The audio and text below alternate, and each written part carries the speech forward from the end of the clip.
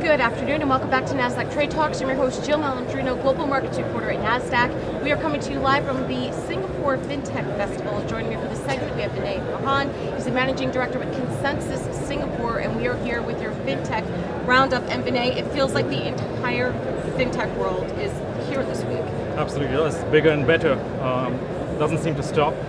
It's been such an awesome time the last few days, and it's just overwhelming how much interest Singapore's managed to generate in such a short period of time. It absolutely has, and particularly with the regulator hosting this event. But let's talk about the blockchain ecosystem in Singapore. So as you probably know, about an hour ago, Joseph Lubin, founder of ConsenSys, co-founder of Ethereum, launched the first of its kind Singapore Blockchain Ecosystem Report. This was a landmark initiative, I think, not just for Singapore, but also blockchain in general across the world.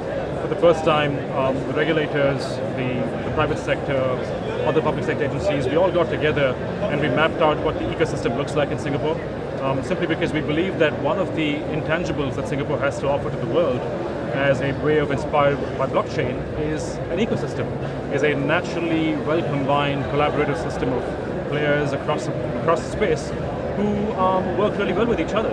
And that, for me, is the secret sauce behind Singapore's success. Yeah, and all the projects in the country and region that you have, it's not just this one paper that you put together, but you have a lot going on. Absolutely, and this is the zeitgeist of blockchain in Singapore. But there's so much happening under the hood. There's so much going on planned for the next year. It's just amazing how much interest Singapore has managed to work into the world of blockchain.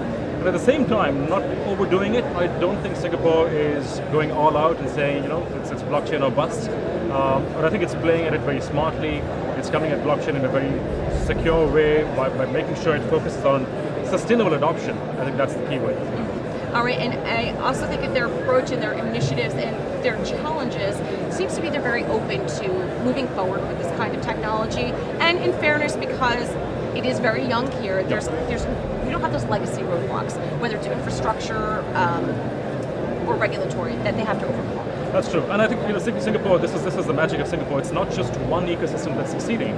Blockchain works really well here because there's a native technology ecosystem. There's a native understanding of how frontier issues can crop up, and if you're not careful, they can quickly get the better of you. So the regulators are fairly open-minded, not shy of innovating, not shy of saying, look, we failed. I mean, there's been instances in the past when Singapore tried things on blockchain and has failed, and has quite openly admitted that.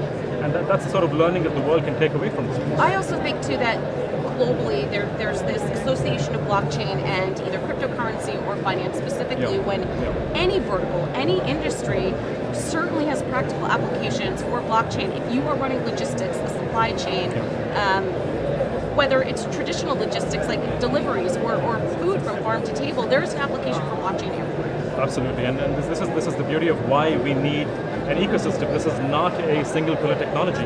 It's not a point solution. And it's a good news, bad news thing, because I think the bad news is blockchain is still seen very much as an investment class, and that's where most of the money is being made on a global basis. But there's a lot of inspire by blockchain happening out there. There's a lot of elements of decentralization, peer-to-peer economics, which other industries are taking away, and we're seeing that in completely random places like education, for example, how certificates are being issued on the blockchain, artwork, and tokenization of anime, for example.